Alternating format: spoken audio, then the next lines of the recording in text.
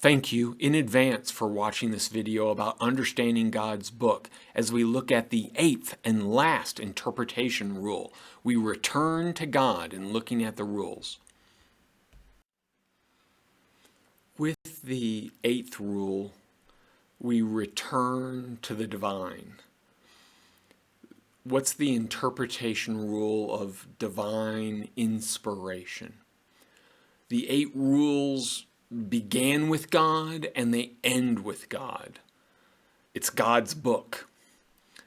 Since the Bible is God-breathed, it is true in all its parts.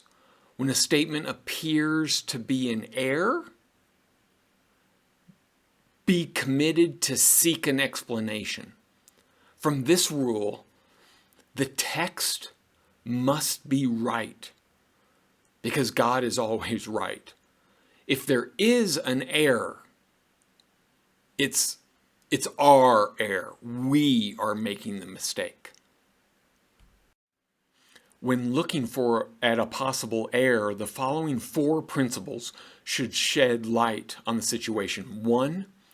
First, one author's purpose may differ from that of another, so it may be an issue of usage. Second, Jesus said similar things on different occasions, so it may be context. 3, the rules of writing history were not the same in the ancient culture of Bible times as they are now. So we can't apply modern rules of history recording to ancient text. That's not fair. And 4, there are transcription errors.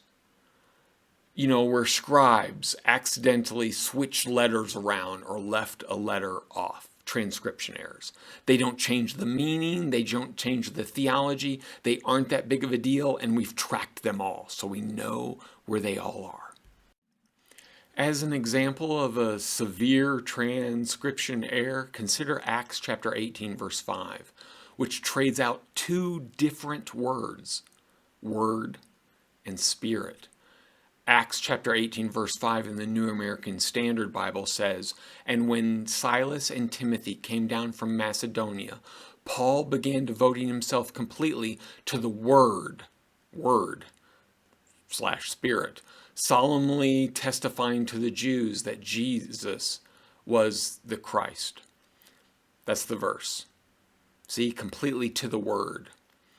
And Acts chapter 18, verse 5, according to the King James Version, from a different Greek text, has that Paul was pressed in the Spirit and testified to the Jews that Jesus was Christ. Unquote. So which one is it? Word or spirit? Those are not the same things. A few Greek manuscripts of Acts has spirit, but the vast majority of the Greek manuscripts, including the oldest and therefore the closest to the time to the original, has word. So the evidence is overwhelming in favor of a reading with the word used, not spirit. Here's an example of a severe word swap, and yet the weight highlights the correct option. Completely to the word, not pressed to the spirit. For fun, let's look at an example outside of the 4 principles that I told you about as far as dealing with an error. So let's consider Luke chapter 18, verse 35, and Matthew chapter 20, verse 29. Both passages seem to describe the same trip, the same event, the same healing of the blind. Luke chapter 18, verse 35 says this, "And it came about that he was approaching Jericho." Keyword, approaching. All right, Matthew 20, verse 29 says, quote, "As they were leaving Jericho," end quote. Leaving. One word difference, but significant difference, right? Which one is correct? Approaching or leaving? Jesus was either approaching or leaving the city.